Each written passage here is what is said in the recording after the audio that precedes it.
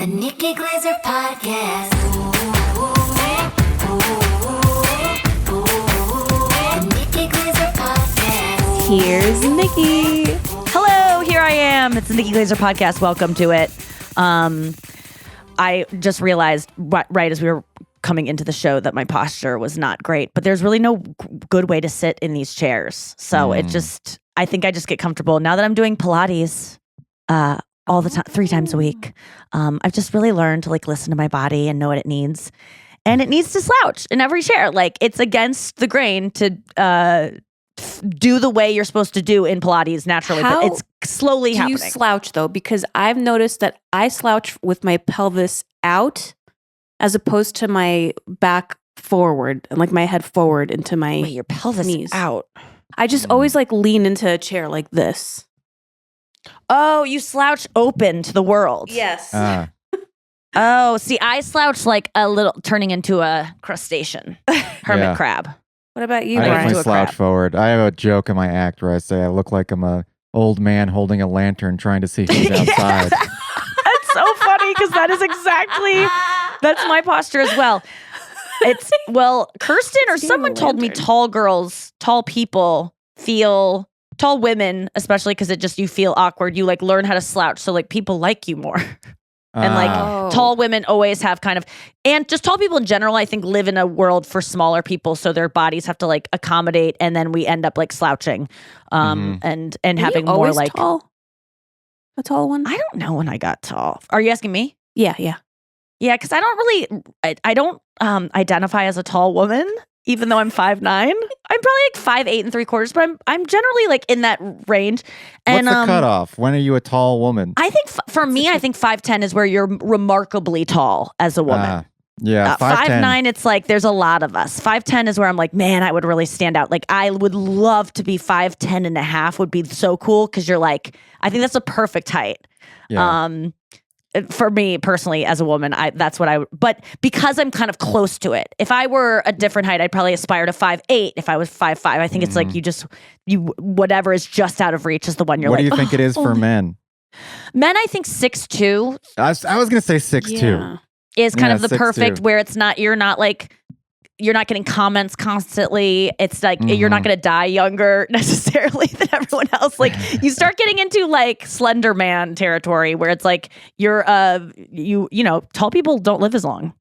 No, yeah, your veins get elongated and It's bad for your heart body. can't pump as much blood through your body. Yeah. So maybe 5'9" the perfect height for old glazed dog. But how do we even get on this about height? You're saying you were slouching Pilates. in Pilates. Oh yeah. I did Pilates twice yesterday because That's crazy. I just went to the first class and I was so tired because I did my special this weekend. We'll get to it in a second, but I flew back on, I taped it on Saturday night. Brian was there. Noah wasn't there, but she's supposed to be there, but she was there in spirit, man. I loved it. We'll talk about that in a second, but Yeah. The theater was haunted with Noah's spirit. I could feel it. It did feel like you were there. There were so many moments where I was oh, I wish Noah were here. But all in all, we'll just get to it. Noah, you got sick the day you felt sick when you woke up in the morning to fly to Seattle. Yeah, I had a little stomach thing and I threw up. Yeah. And my flight was at 7 in the morning. It was 2 flights to get there. That day, at the end of the day, Hala and Taylor were we're going on 24 hours. And I go, what? And they're we've been up because of the time change. We've been up 24 hours. And I go, What are you talking about? Why did you do this? Don't ever do this again to yourself. That's horrible. And so when I would never have cared, even if you were I just did it. I woke up and I didn't feel like doing it. I don't need to even reason, but having a stomach ache and then having to do that day, I would have felt horrible for you. So I'm so glad you didn't go. That's what I really appreciate about having you as a friend, especially as someone who has a lot of things going on, and it's great to have friends there and support. I know that if I ever have to say to you, I can't go, or if I don't show up, you'll always be forgiving. And you always say this on the show. First of all, that special was not about me. It would have happened whether I was there or not. It was great whether I was there or not. And I know that you would, I just heard you say Noah, it's fine. Don't worry about it. And then I wanted to send you. that was in your head. Well, if you didn't think the special was about you, you're going to be pretty surprised when it comes out on HBO because there's a solid 10 minutes. It was a good decision that you didn't go. And I appreciate you making that for yourself and not having to I hate when people are like scared of my reaction on things where I go, I would never care. never. Like, you worried about that even for a second? Like, I think we all have that. I think this weekend I sent you a text, Brian, and you're like, because I was like, in case you're thinking this, and you were like, I would never think that. And I was like, Yeah. I'm just, you just got to cover your bases. I was But there upset. were a lot I of wish I friends was there. and I did feel afterwards in the green room, I was like, this is kind of like a wedding. Yes. You have all your favorite people around you. We're all there to support Yes. you. We're all making sure you got the right dress on and Yep. you're ready to do your Yes. thing. And you go out there and we're all sitting there watching you do this. And then when you're done, it really felt like that post-wedding. We're all sitting there around just that was such a fun part of your wedding, like that we all had. And that is my favorite thing is like there's people who are all really close to one person there and you all have this comfort of like kind of joking around even though, and it's also people getting to know each other because it's like Brian and Ari and Chris and then Hala and Taylor. And Tim Convey was there. And right? Tim Convey and like it's just a great grouping of people that all love you. So you're like they're all orbiting your world and then they're all meeting for the first time and they all kind of like know each other already just via stories. So yeah, that post-show hang was like by far the highlight of my experience, which is like that's why I do these things. Like I like the release afterwards of like now we can all just joke around and laugh and it's like we're all done. What we about accomplished this in thing between and the two sets? Do you hang out in between the two sets, or yeah, you have to everyone focus? came back and hung out in my green room, which was so fun as well. Like that was a really bright spot for me as well because it was half accomplished, right? Like I knew I got it once, and even though I was like, oh, I want to, do a better show on the second one, or just try to at least match it, and I have to bring it. And there's a little bit of fear there. It's like, but we got it. Like I don't need to, like so I was able to relax a little bit and have fun in between shows and it was fun because we were like going through jokes, what to add. Because on the second show, we had to actually take away some things, but we were also planning on adding a lot of things. And if you don't know, Brian was my like head writer of my special. So like he was there with me for the past 5-6 weeks of just like intensely looking at the material, editing down what probably was in the end like 3 hours of stuff that we wrote or was already written and we didn't include it, but had to be like parsed through. So Brian and I like accomplished such a feat. It was in doing awesome. this. I had such a great time shadowing good. you, essentially going around. We spent a few nights in LA also just going around to all the clubs in LA doing spots. And that was awesome to do. It was just so cool. I just love entering a club with Nikki Glaser and everyone's like, oh, everyone just says hello. Oh, hey, Nikki. They already know who you are, obviously. You walk in and then you go, there with me. And then sometimes even when you say there with me, they go, you can't come in here. Who are you? And then you have to double there with me. One time, Chris and I tried to go in the store with pieces of pizza. And Nikki walked in and then one guard was like, oh, hi, Nikki, and let us walk in. And another one was like, you can't go in with pizza. And then the other guard was like, no, that's Nikki's people with pizza. And she was like, then I'm you're allowed sorry. for some Yeah, reason. I know. It's crazy. That's the there with me thing. It does sound so cliche Love There entourage, With but Me. like I love it. It's just a quick when I'm like I am due on stage now and I'm walking in a place. I don't have time to be like.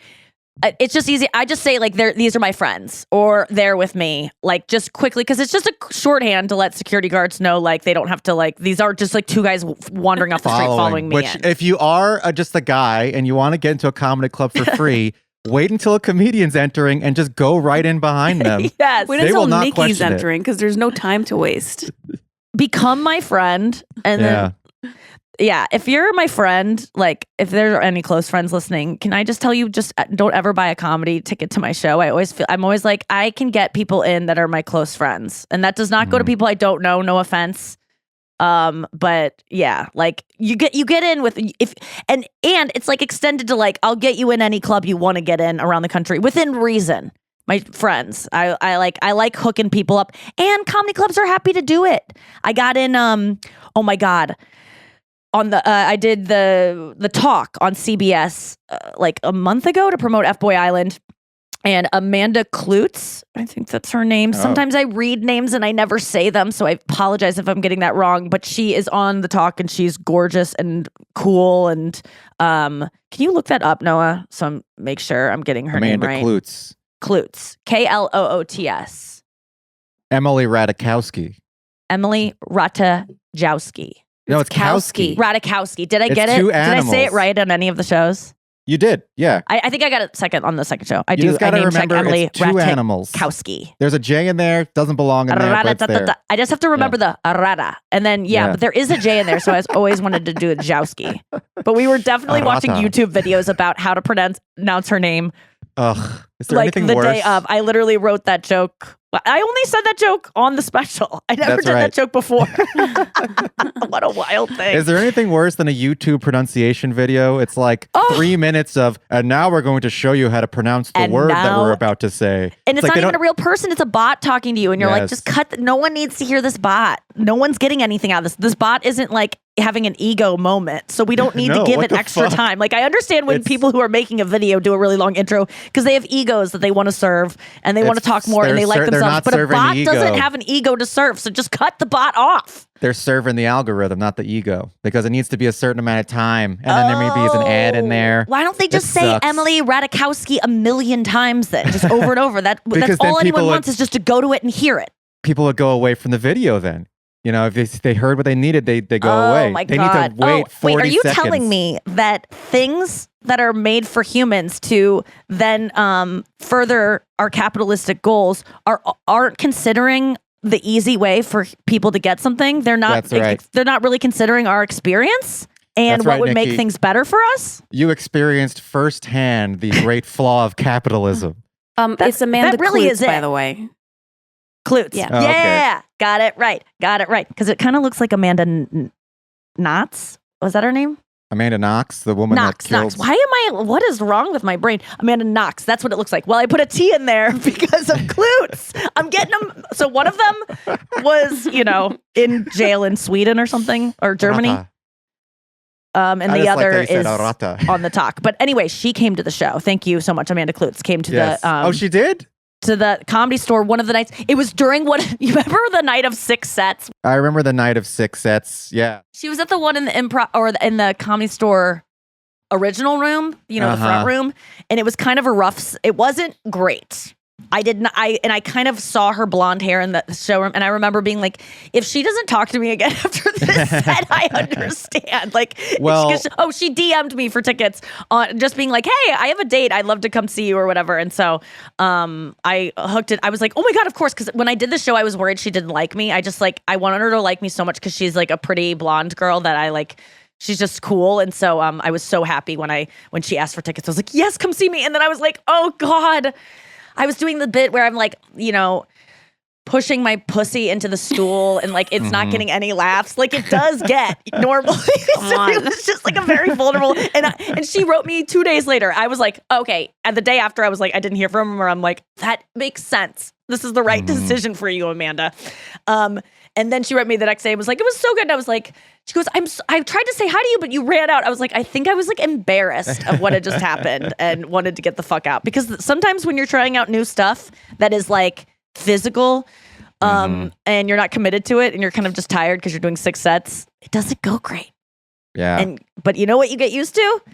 It not going great. Like I think in this process of writing these jokes and having to throw so much new stuff out all the time without and not really memorizing it right, I learned how to like kind of bomb again. Like, Yeah, yeah. Like I'm comfortable doing something that's getting no laughs. And F-Boy Island, by the way, because you're constantly God. bombing there because you're delivering jokes to people who like either are too nervous to understand the joke or just are not in the mood to get the joke or actively butt of the dislike you. joke. Yeah. Or are the butt of the joke and can't say anything back. I mean, it's not an ideal crowd. It's also a mind fuck when you're delivering stuff on set because you're surrounded by dozens of people That who can't cannot laugh. make a noise. Yes, that's so true. Yeah. It They're really all sucks. busy falling in love. What are you talking about?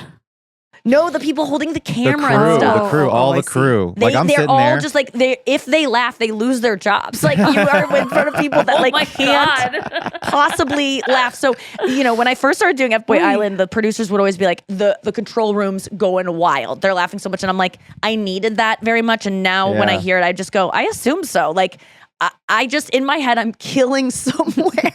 Yeah, no, the control room's And I think laughing, but that's- out front it's like Squid Game. It's like nobody. Yes. But in my head, kill it. Like, I'm okay. Like, even Yeah. when we did a rehearsal the other day and I had to deliver my opening minute, like, we had to shoot it. Like, I had to probably run it 10 times with no audience. And it's hard because you're just like, oh, I had to start going like, okay, how long do people laugh here? Okay, just imagine the laughter, like, kind of. But it takes you out of it so much when there isn't laughter. But when I know there's not going to be, I can just get through it, I think, most of the I have a time. But yeah, question. When you were taping Bangin', I remember one of the things that you were talking about during that time for your approach for the special was you were going to stop if you wanted to retake a line. Yeah. And I was wondering if you did that on this one. Oh, yeah. Uh-huh. Yeah, I did. Second show more than the first. Yeah, because second show, it was like, if I don't get it, if I fucked it up the first show, I don't need to retake it. We got to keep the show short anyway.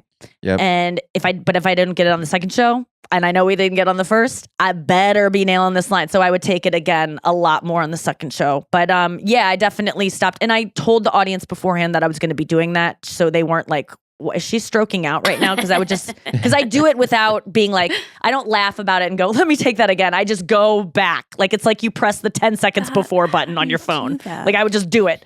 So cool. So it can be a little like confusing. My voice teacher was there at the first show. He flew out from here to Seattle, which was so nice. And he was there with his wife. Did too? What? I didn't know that. Yeah, we didn't get to see him because he was there before the first show, but I went down and he hung out with my friends and he was giving Anya like a singing lesson in my green room. It was so cute. But what did he say? What was I even alluding to? Retaking the lines? Something. Yeah. Oh yeah. Me retaking the lines. He was like, and then at one point I had a pretty severe makeup malfunction, which happens. Like sometimes you need to be touched up. But Robin, my makeup girl, is kind of like, you're done once she's done. Like, it's kind of amazing. There's not many touch-ups that happen. And I think that most makeup artists actually don't need to do touch-ups. They just need to do them to justify their job. But Robin has she's not trying to like constantly remind people she's working hard because she's just like, I nailed it. It's done. And so I don't think most makeup artists probably do need to touch up as much as they do. But, so I'm a set it and forget it with Robin. But then all of a sudden they're like, we need to do your makeup. And I'm like, there's no way. Why would my makeup be fucked up 25 minutes in? Like, it just doesn't make sense. And then oh no, it was discovered. This is a big problem. This was crazy. Hold on. We should go to break. This is farcical. We should go to break. We'll This is a good find place. out what happened. Oh shit! When we get back. Cliffhanger. Teaser. Listen to every commercial full length on one time speed in order to really listen to the end of the story the best way. No, you don't need to do that, but do what you want. We'll be right back. All right, we're back. So I'm on stage. And all of a sudden, I forget how I was told because I was told so many times to stop during the show because anything out of line, you want to fix right away. Like, Chris is in the control room. Like, I know she's going to be bothered by that hair. I don't want to be in the edit with her and have her go, why didn't you tell me about that hair? I could have just gone back. So he's constantly navigating, like, should I interrupt this? Is that spot a big enough, thing to bother her about? So it's normal to have these moments. But what is not normal is I get called to the side of the stage on the first show and they're like, there's black paint on your face. And I was like, what? So yeah, there's black paint on my face and I'm like, oh, I knew exactly what it was because the mic was supposed to be black when I got there. It wasn't a big deal, but it was supposed to be that way. And so I wasn't trying to be like Barbara. I was reminded of the story Kathy Griffin told about Barbara Streisand on Oprah's show. She did it in one of her specials. She like closes with it, I think. But Barbara Streisand goes on Oprah's show. And then Kathy is on the show the next day. And Kathy's a huge Barbara fan. And Oprah is too. So Kathy's on the show the next day. And in the middle of, and during commercial break, Kathy was just like, thank you for having me. She goes, oh my God, Barbara Streisand yesterday. And Kathy beforehand had told that she had watched the performance. It was amazing. And her mic was white. And it was just beautiful, and the whole set was white, and everything was white, and she's in white, and the mic is white, and it just was like such a cool look. And then the next day, she goes to Oprah, and she's like, how was Barbara? And she goes, do you know that bitch painted my mic white? That's the first thing she said. She goes, that bitch painted my mic white. Maybe she didn't say bitch, but I just remember it that way. And so I just always associated having your mic painted as like such a diva thing to go in. So I was just like, can we can something be done? So they painted it, but it didn't dry in time. And who knew? I'm just like up on this mic the whole. No, I didn't smell it because I'm just like I just grab the mic and I go. Like there's no sensory. I'm out of my body when I'm like performing. So it could be on fire and I would still be like holding it like, hey, and my like skin is melting off my hands. So during I did the dress not rehearsal, which is like about 90 minutes prior to the first show starting, that we noticed that the top of the mic was silver as a normal mic would be, like this. Yeah. It just like with this set that we spent so much money on that looks amazing, and I'm in a perfect outfit, and everything is like stunning. Everything is perfect. The stool down to the floor that I'm walking on had been done. We have the best lighting guy in the business. We have the best director of live events ever, who has directed 15 Super Bowl halftime shows in a row. We got that guy to do my special, and so I was like, I want the mic to not look like the same one that's at a karaoke lounge down the street. Like it shouldn't. We should have known though. 90 minutes left, and we're like, okay, we'll spray paint the microphone black. Why did we think? Did it get on your that hand? Would not any of us, get on literally your face? any of Nobody. us knew that paint takes longer to dry than that. Everyone knows, but paint has to dry. All of us, everyone involved with that decision did not consider that. And I can't be mad about because I didn't either. I know about paint drying, and I knew it was painted. Okay, where did the paint It was go? a funny moment. Where did it get? Where did the paint get? Like on your hand? I don't know. I'm guessing just like all around my lip. It was it was under your lower lip. It was on your chin mostly. So the good news is a lot of the time the microphone covered up where the black paint was. Okay. But I do want to give credit. I would have loved I have a Hitler mustache for half of my shots. You got a Hitler mustache. Close. It is black paint. I am rubbing it. It was just below. It was like a little soul patch. So it was just the opposite. You look like you were doing jazz. Or like you're like a 90s grunge band. I want to give credit though, because we're in the video village. We're watching this on screen. And we're all just watching it. And there's about 20 people in there. There's only one person who noticed that you had black paint on your face. One person. And it was Chris Convey. That's right. Chris Convey noticed. And then he immediately hops up. He's like, she's got paint on her face. She's got paint on her face. And there are other people in there who will not be named who were like, I don't see anything. I don't think there's paint on her face. And then there was. And Chris was like, he was like the boy who cried wolf or something. Because he's like, no, it's there. It's there. It's there. Chris. And it was there. And then we stopped it. Good looking out. Oh my God. Yeah, that was all Chris. Honestly, if someone wouldn't have seen it and that we would have lost so much footage. So everything wait, so what happened? Complain all we want that the paint incident even happened, but the fact that Chris Convey caught it is a miracle. So did they stop and the saved set? us so much more paint. What? We stopped it. So you had to stop the set. And then Robin came out and put use the paint thinner. Sprayed me with paint thinner. Got it off. And then the show went on. And then I think I had one more touch up after that because the paint still was not dry. And I was trying to avoid it. But, you can't be obsessed with something when you're trying to think of your jokes. Like I had to prioritize where my energy was going in terms of you're considering what your body does, if you're wearing this tiny little dress, you have to consider how you're standing and there's a lot of physical things to consider while also be in the joke. Feel this thing you wrote 5 months ago or 5 minutes ago and really get in that feeling you had. It's just so much to juggle, but it really I don't know. was Did you get fun. to see any of the any sort of footage?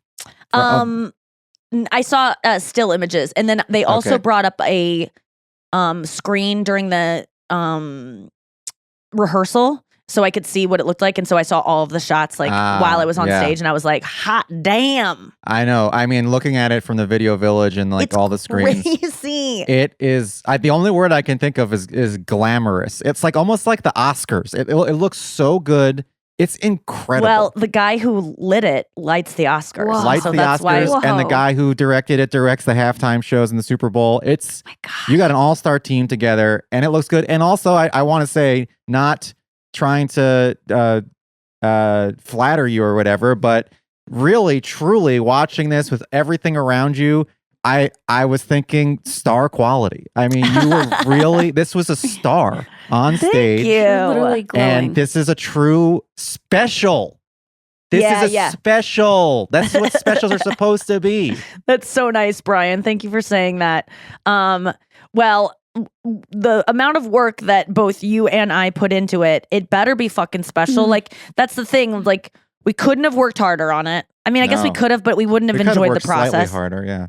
But we worked our asses off on it, so it just felt like it better be fucking special, and it was. And that's the note I got afterwards, which was really nice. I don't know if you heard this, but David Jammy, the producer, and then Hamish Hamilton, the director, were talking to me after the show, and David Jammy was just like, this, you can see the hard work that went into this. Like, someone who didn't work hard couldn't have done what you just did. So that really makes me feel good, just to be like, okay, well, hard work does pay off.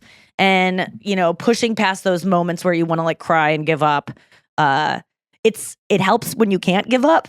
Like, I get why people go to Pilates classes, because during a one-on-one session, I can like, I guess I get why people go to any kind of personal training, because when you are accountable to someone, you can't give up. And so I couldn't give up, but working out on your own is really, if people can do that, good on you. Yeah. Or like do the stuff that I can work out alone on a treadmill, like walking to Taylor Swift and like boop, bada boop. But like lifting weights, I haven't found a way to make that fun on my own. And so I need someone to like be disappointed in me if I don't do it. When I was in high school, I used to work at a gym, and some trainer there once told me, just imagine like the weights when you're lifting weights or you're like doing a pull. Imagine you're just like ripping an enemy's face off. And that kind of helps. Do you do that a lot? Rip enemies' faces off? Yeah. Like Not when you're in real working life. out, do you visualize that? You know what I No, do? when I you're working. visualize when I'm running or something, and I'm listening to like the Spidey Man Into the Spider-Verse. I call it When you're listening to Spideyverse. Lindsay Sterling, probably, even though When you I'm didn't know it was listening to her. Lindsay Sterling, I Sterling, do yeah. imagine like getting vengeance on people with like I'm like I'm holding swords, chopping up people. I don't know, but it helps. It helps to Are imagine you in a that. movie doing that? Or is it like really actually you're doing that? If I was a real animator, I would animate what I'm envisioning, because I do think it's worthy of like a short, like a 6-minute short. It's all in my head. You are an animator. Is that not what you are? Yeah, but I'm not good enough to be able to do what I'm But you could tell imagining. someone that and they could animate it for you. I could try. You could But do a yeah, I think it storyboard. helps to imagine yourself just like fighting off an enemy or something like that. Maybe I that's just like a imagine macho I'm man in a movie. thing. Mine, nothing I do is ever me doing it. I fantasize about being a character in a movie who's doing it. And like I'm on Yeah. the screen. And I imagine, my favorite, I've probably talked about it before, is Dave Matthews' The Stone. It's like dun dun dun dun dun dun dun dun dun dun dun dun dun dun dun dun dun, and it's just this, I've this sneaking suspicion that things here. And I always imagine I'm like a young college student running around like Boston or like Harvard campus, and I have my earmuffs on, and I'm investigating a crime that I was just studying for like a paper or something. But like now the murderer is like possibly coming after me, and I'm like running, and like they might be after me, but I'm also like training in a way. I also can do the same act out, and it's not that specific in my head, but I guess if I think it through, that's kind of the movie it is. And then also Yoshimi battles the pink robots. I think that one is a really good one to run to if you're like a girl that wants to pretend you're a superhero, because it's about Yeah. a superhero that is training to like fight off the evil robots, and it's You like know makes me what? feel like that. Now that you mention that, that's what I do. I'm not imagining me actually ripping off people's faces. I am imagining I'm in like an animated movie Yes. and I'm like a samurai it. or something. Wow, Yeah, you no, guys I'm are doing what so you're doing. creative. Yeah, you're doing. Yeah. I Do you know, do yeah. that, Noah? Do you ever like? Is there anything that helps you?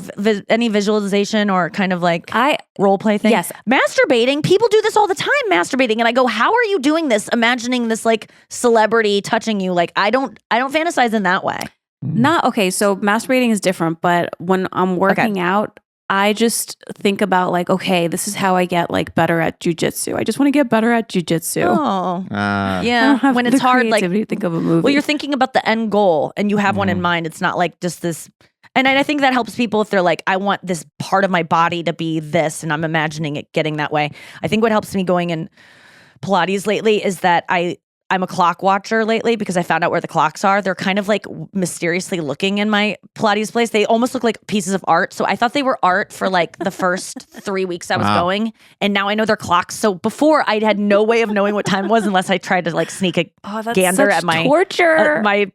My instructor's like watch. But I kind of liked it because I'm like, classes would either fly by or they'd go super slow. But generally they'd fly by if you're just not watching the clock. It's better. But now I have the clock and it fucking TikToks. And so now when I'm in like, I've got 2/3 of the thing left to go and I'm like stretching and I'm like hating it. I just imagine this is over in some dimension. Like just get to that dimension. Yeah. In some sliding doors world, like in the future, this is over. The future is coming. There's no avoiding it. It always comes. So just imagine when it's over and that this is just a memory you're feeling as opposed to doing it. I don't know what I'm even doing, but somehow that helps me of like, this will be over. Yeah. And in another universe, you're like an iguana. So like being in a plank is nothing. You're always in a plank. Yeah. What if they're always in planks, just like their whole life is just like, so miserable. That would be I hope not. What a horrible existence of just. I love those memes about planks and how that like it's the fastest way to make 10 minutes go by. What are you laughing at? Just the impression of the iguana. It was so accurate. I do have a life hack I got to share. This is only something that I don't know if this is available to most people, but when I was in New York, I would go to New York Sports Club and I would run on the treadmills. And you know how they have TVs on the treadmills that you can like. So on the treadmills, they had a channel that was just movie trailers. And I don't know if this is true. People love them. I think you can run for unlimited amount of. I think a human being can run for unlimited time if they're watching movie trailers. Well, this is a great idea then. So maybe you set your YouTube, find a mix of movie trailers for YouTube, and everyone tries this out for your cardio at some point and see if you can go longer. Yeah, than because usual. they're about 2 minutes long each, or maybe a little bit shorter, so it's quick rolling Well, that's over. like what songs are, but yeah. But mostly they're inspirational. The music keeps changing, and then they give you these like a lot of them are like have stories. yeah, little narrative. stories. Yeah. I mean, it's most perfect mix. previews I watch, I would say starting from 2000 and on, maybe 1999, I would turn to my friend and go, well, I don't need to see that movie because I just did. I would say that about every single one. So like, you're right, you are. And sometimes you're getting a better movie. You're getting a superior film because trailers are films in and of themselves and they are made not by the person who made the movie, I would say 99.999% of the time. So it's someone else entirely, their creative input on this thing. And a lot of times they just fucking nail it. My favorite thing to watch that is just one of my favorite things to watch. It would probably be my top 10 like YouTube films or like YouTube things to watch is the trailer for the Facebook movie. What is it? Social Network. Wow. Oh, it's one of the best 3 minutes of your life. It takes you on such a journey. What do you like about it? They're singing and they're doing the classic thing that everyone makes fun of now, but is like works for a reason. Is they're singing Radiohead's are they singing Creep or are they singing No surprises. They're singing, maybe they're not doing, I'm thinking of a choir and I'm thinking of Can't Get No Satisfaction, but what are they singing? I forget now. I think it might be, don't care if you done, I want perfect soul. Yeah, Creep. it's that. It's Creep. It's so good, but it's a spooky like children's choir and there's like all these scenes that they put together. They go, Mark! And then and by the way, I was talking about this one time and Bill Dixon, our friend from F-Boy Island, was like, wait, I watch that probably once a month. And I'm like, yes, it is. Like, I felt so vindicated. And you know what else I felt very vindicated about? And I don't think I've talked about it on here, is that TikTok, there was a surge of people talking about and obsessing over the Fleetwood Mac, Lindsey Buckingham performance of Time Casts a Spell on You, but you won't forget. That whole thing where she's like, they're both looking at each other and he's like, and she's screaming at him and, was I just a voice? And then and he looks mad, but they're also like eye fucking each other parts of it. That went viral on TikTok because people are like, check this out, the sexual tension, this song about these two people who used to be lovers decades ago and they're in the band together.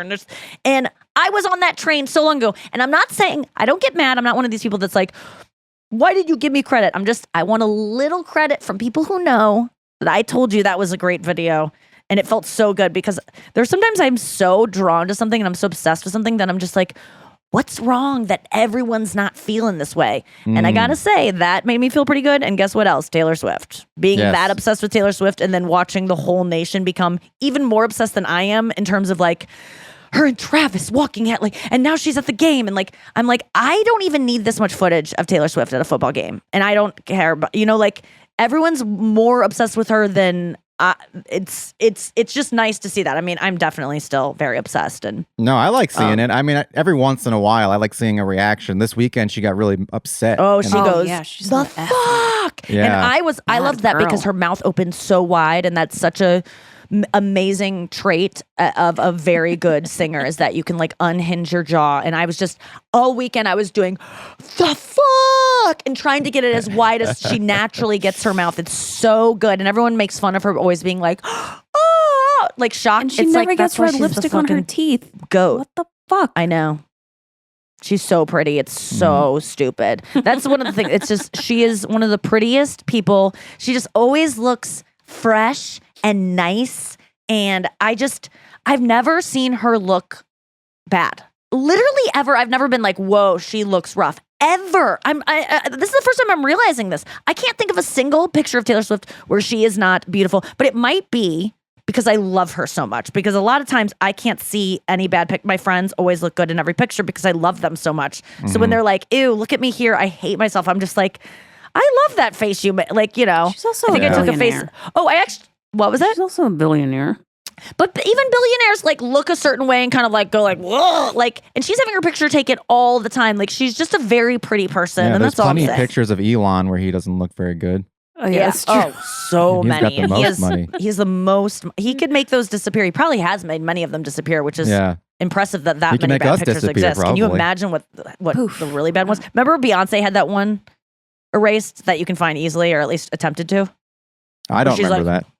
It's literally For those of you not watching on YouTube, Nikki Well, you looks know- like she's in a roller coaster. yeah, it's a wild picture, but it looks cool. She looks vascular and she's making a goofy face, but she looks strong and fucking awesome. And Yeah.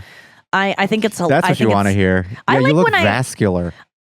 Don't you want to look vascular? I want to look strong. Isn't vascular muscles, or that's veins? Veiny, Yeah, veiny. I thought I guess I not don't know. vascular, but vascular in a good way, where it's I don't know. Sometimes veins come out when you're muscly and toned. Yeah, for sure.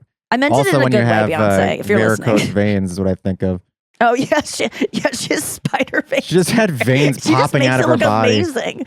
Maybe it's because I love her. I she can't look ugly to me, so it's so funny to me. But there are times where I look like a legit, tired, cucumber. The picture of Lindsay Lohan. There's never been a picture of Taylor Swift oh, in the back No of a one's- car. That's a face Yes. I've made in my normal life that has been captured by film. I've looked exactly like that, but I was not passed out in a car. This So wasn't excuse- an ugly face or anything, but I did catch you making a face in the airport. No, I said this to the girls' chat. I go, Brian says I make a face a lot, and I've caught myself making that face so many times since you pointed it out, Brian. It's just Okay, can I try to see what it was? Was it this? close. Yeah. A little more close.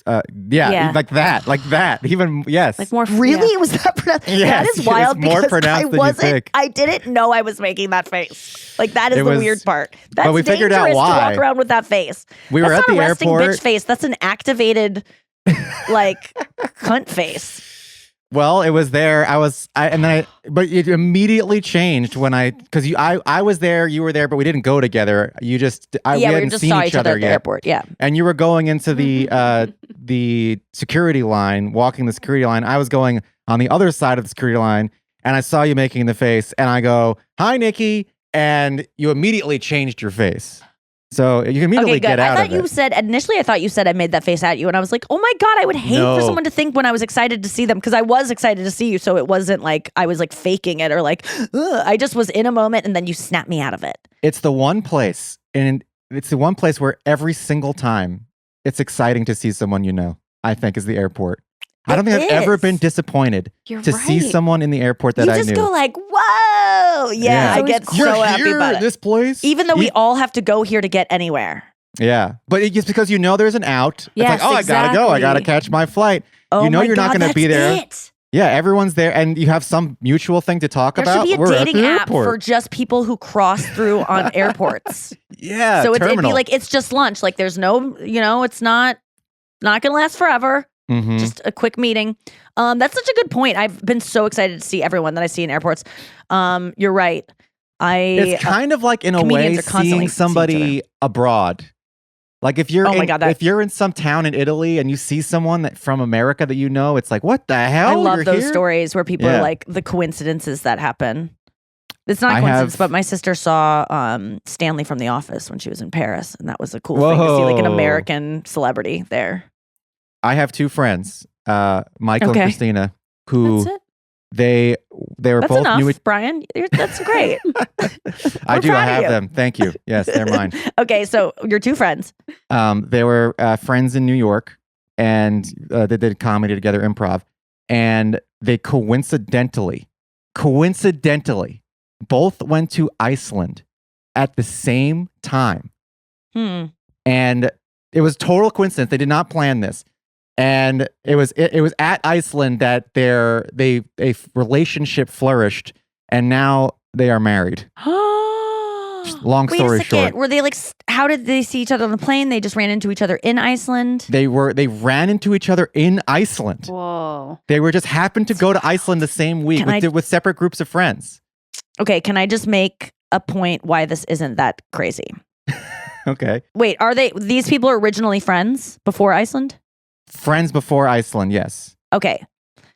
The Iceland thing is a coincidence, but Yeah. there's only so many places people can go. There might have been an orbit steal on a flight. There might have been a movie out at around that time where more people were advertised Iceland. So, but it's still a coincidence, right? Okay, two Yeah. people are going to Iceland.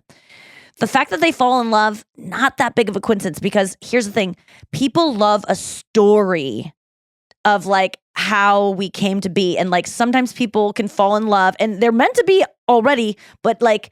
Sometimes that can push a relationship forward because you have this like thing that you shared, and that's kind of a coincidental thing. And like, it makes sense that you would at least keep dating that person longer. And then that person is your soulmate and the person you're meant to be with. It's beautiful. But I think sometimes those things get people to go like, oh, then maybe I should, like, if she would have just run into him at a bar locally, they could have just dated for a while and then like been like, oh, whatever. But now that they have this, like, we were destined to be together. Okay, This okay. must mean that we must stay together This is longer. not And they a might soul- work it's- on their relationship more because of that, which then makes them good together. I want you to imagine it a different way.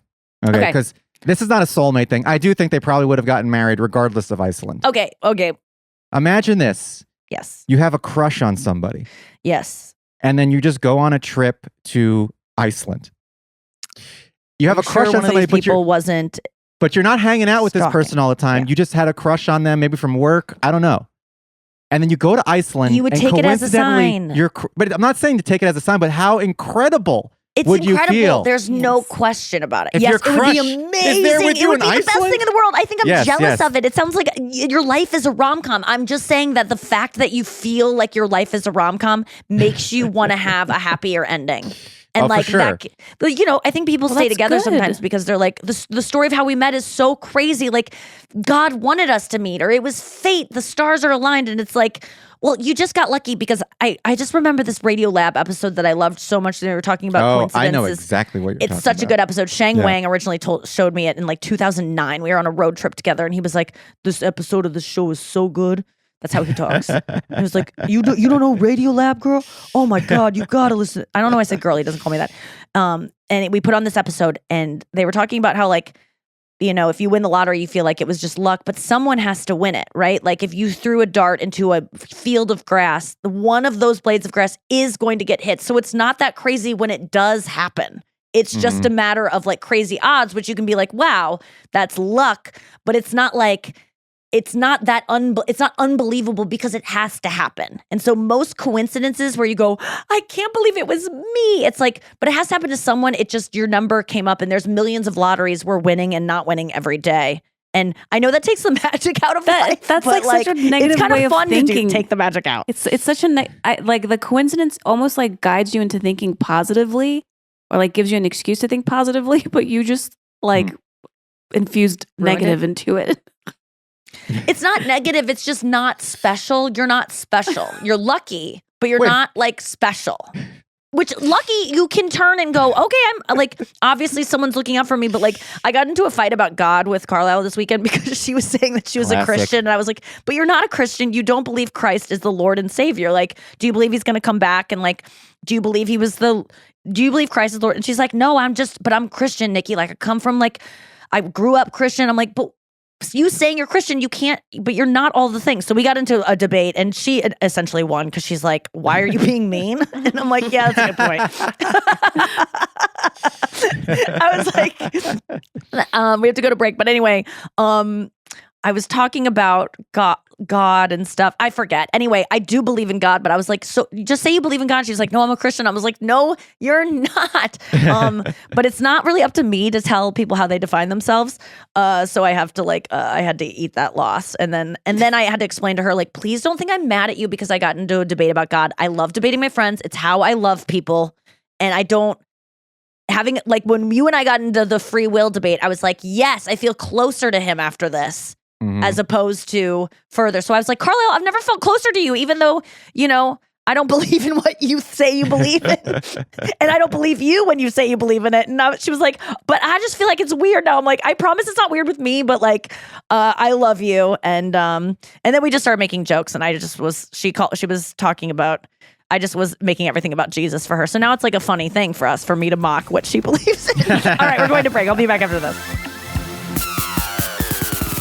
All right, so the special. Any other special questions? I have a million. I mean, I don't have questions, but I have things to bring up. Yeah, let's go, Brian. Bring up things, please. I don't even, my eyes and ears. It's all a blur for sure. Yeah. But I mean, it was an amazing experience. I think that we went to Spokane as for like kind of like the dress rehearsal to this casino. Yeah. Which was pretty good. It was my first time ever performing in a casino, but from what I'm understanding is that wasn't really a typical casino experience. No, it wasn't. It was more like a rock club theater. Yeah, it felt like a brewery experience. or something. Yeah. I liked the setup. It's better setup than most casinos, but not ideal for comedy, but not ideal. No, I mean, it was a little cavernous and the bar was in the back and people were more drunk than you would want. There was a few hecklers at that show. I had to tell somebody to shut the fuck up, and they didn't shut the fuck up until they got kicked out halfway through your set. Yeah.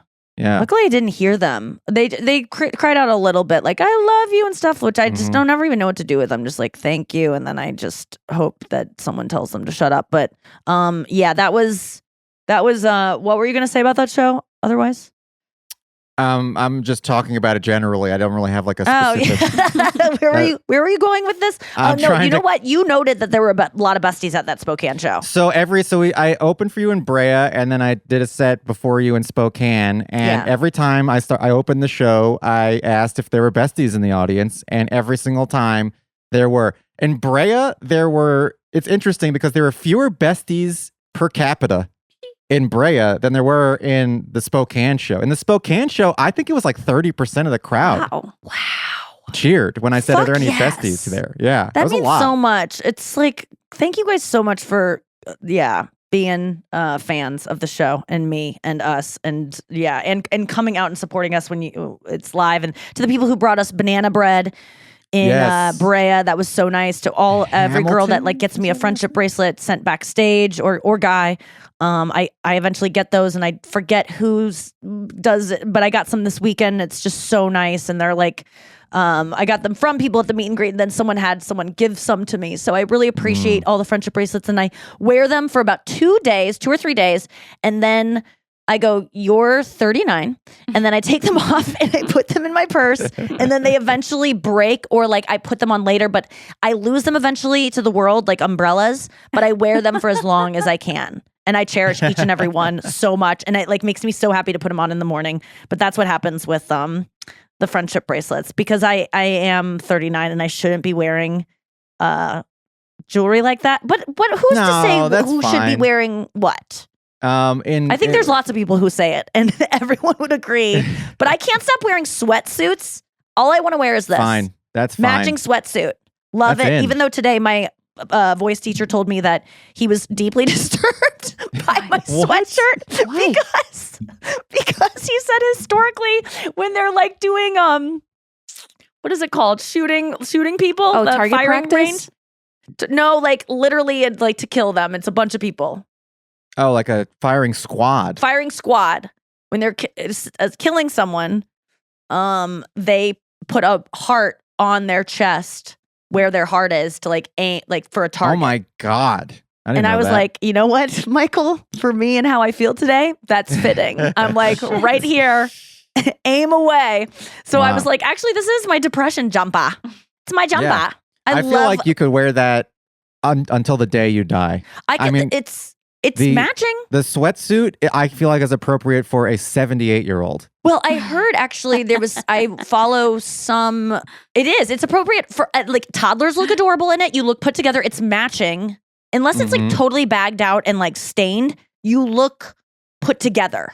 Yeah. When you have two matching elements of the same color and they're not horribly like, ugly, like, bad fabric and stuff. But, so I've been telling Chris, like, I just want sweatsuits, matching sweatsuits. But I did see some either stylist or it was some gay black guy who's very stylish and cooler than I'll ever dream of being. And he was like, Billy Porter? people ask me what I want for, no, it wasn't him. It was someone like him though. And they were like, he was like, people ask me what I want. And forgive me if everyone finds this and the person's not gay, but I just I don't think he came out in this sentence. Like he wasn't like, as a gay man, but I just assumed. So he might not be gay if you trace it to who it is. But he said that he always tells people when they want to get him a gift, just get me a Hanes gray sweatpants and matching like as the sweatsuit. Hanes gray. He was like, because you can't afford the things I want, and the things I want, I'll just get myself. But something I always need more of and will never tire of having is a gray Hanes sweatsuit. So I liked hearing that because I'm like, that's a simple thing that everyone can kind of afford, and you can look stylish and cool in it. Yeah, it's good. I mean, it's good to have stuff like that on a list. I do want to say is. to the woman who brought the banana bread to Brea, I ate an entire loaf of the banana bread in less than 24 hours. Wow. Sitting in the back. I was just partially because was it good was for your soft. teeth? Like, was it soft and very like it didn't have soft. nuts in it? So there's one that didn't have nuts in it. So that must Yeah. have felt soothing to bite into. It was I was like a little baby teething. And I used your That's what I banana would eat bread if I to were you, soothe pound my cake. aching teeth. Uh-huh. No, I ate it. It was delicious. No, it wasn't for that. I just ate it. It was delicious. I was just starving and I just scarfed it down. There was one night because I don't eat before shows. So I would be so hungry after the shows were over. And that banana bread, Why man, don't that you eat came in before handy. shows? Well, other than like the teeth thing for now, I just feel like I'm sluggish after I eat, or I get a little bit tired after I eat. That's a no good- matter what. So Final thought. I remember that's how Andrew used to feel on the road. And I think a lot of people feel that way. And I think if I was more in tune with my body, I'd realize that I also because your body is using energy to process it. So you're colder. And that's why you get cold after you eat, because your body's suddenly like, we have something to work on. We're not going to heat you up. Like they just like, they, God, that's what that song is? yeah. And so, yeah, when you can't like, you're not as cognitively sharp when your body's like, we have something to work on. You're cold and stupid on stage. It's not good. No. And you're like burping and digesting. It's like, it's not a good look, but sometimes I just can't help myself. Yeah. And it's then nice to have a little treat afterwards. It's nice to be on stage starving and be like, I'm going to be done and I get to eat a The free reward. meal. Yes. And I gotta say, the improv food is good. Delish. Brea It's one of the Improv, best shout out. comedy club food usually Yes. is awful. And improv, good. Yeah, Brea Improv is a great establishment. Great. But then we went to everyone's staff. the and everyone. improv in LA and it's the same menu. Well, it's a chain. So it's the good food everywhere, no matter what improv. I didn't know this. Oh, okay. I was thinking I didn't that know it was Brea all the same Improv- either. I was Tempe thinking Brea Improv had amazing food too. It's like, yeah, the improvs Yeah. are sweet, and I did a couple of them to get ready for the special Brea and Tempe, and it was so nice to be back in clubs because it's been a while, and I just love them. It's nice to be somewhere the whole weekend, one place. Love a club. It's nice to get to know the people that work there, and like, it's just easier. And you get to be in this little like kind of mini mall world where it's your hotel and the club, and like you're just it's very enjoyable, and I miss it a lot because I just go now in and out very quickly in every place. And so it's nice to go back to that lifestyle. Doing But I'm like- Spokane like that was crazy. I mean, we flew in to Spokane, did the show, and the next morning at 8 a.m. we were driving to Seattle. Insane. Dude, that's my life, baby. That's the insane. 2 weekends before that, I was Toronto on Thursday. Then I fly to Pittsburgh, an hour drive to Munhall. Oh my Then God. the morning we drive to Detroit and do a show each night, and it was like, and then fly home in early in the morning the next day. It's like That's a world. out I wanna of tell you- control. When I look at your schedule, especially when you're flying and you have to perform the same day, I get a little bit of anxiety because I'm like, well, what if her plane doesn't make it? What if there's a delay?